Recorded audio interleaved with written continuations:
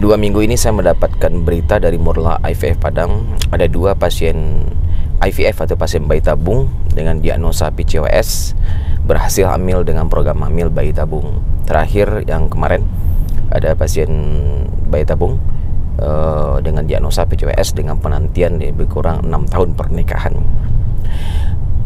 Menangani masalah PCOS ini merupakan tantangan tersendiri, karena PCOS ini adalah merupakan suatu gangguan yang penyebab pasti juga tidak kita ketahui dan ada peran genetik di dalamnya, sehingga menghilangkan PCOS dari tubuh seorang wanita itu tidak mungkin.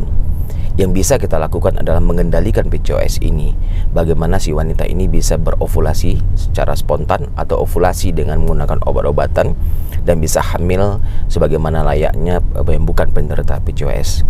Maka dalam penanganan pertama PCOS ini adalah kita harus memastikan dulu tidak ada penyakit-penyakit ikutan akibat dari PCOS ini.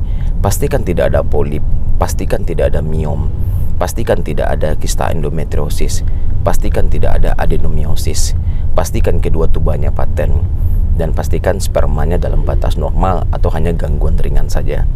Pada keadaan-keadaan adanya penyakit ikutan dari PCOS ini, seperti adanya polip, adanya miom, adanya adenomiosis, adanya kista endometriosis, maka itu harus dibereskan dulu.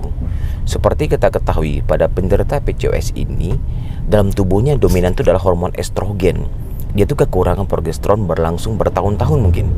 Dari mulai menstruasi pertama kali, kalau dia membawa bakat genetik PCOS, maka sampai usianya sekarang, tentu dia membawa permasalahan PCOS ini dari pertama kali mens.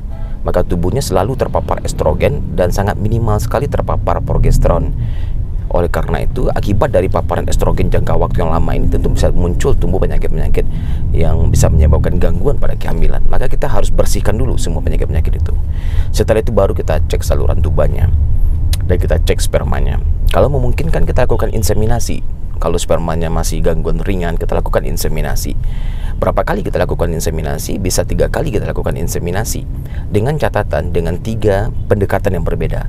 3 kali inseminasi dengan 3 teknik atau 3 pendekatan yang berbeda. Tapi kalau sudah 3 kali kita lakukan inseminasi ternyata selalu gagal, maka itu artinya kita tidak bisa meneruskan inseminasi lagi.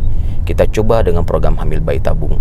Dan untungnya pada penderita PCOS ini dia memiliki stok telur yang banyak, sehingga kalau kita lakukan bayi tabung biasanya kita mendapatkan embrio dalam jumlah yang cukup banyak, sehingga kita bisa memperpanjang kultur embrionya menjadi embrio usia 5 hari atau usia 6 hari, sehingga kita mendapatkan embrio dengan kualitas yang sangat bagus, sehingga kita siapkan dinding rahimnya dengan baik, kita transfer embrionya, bisa terjadi kehamilan.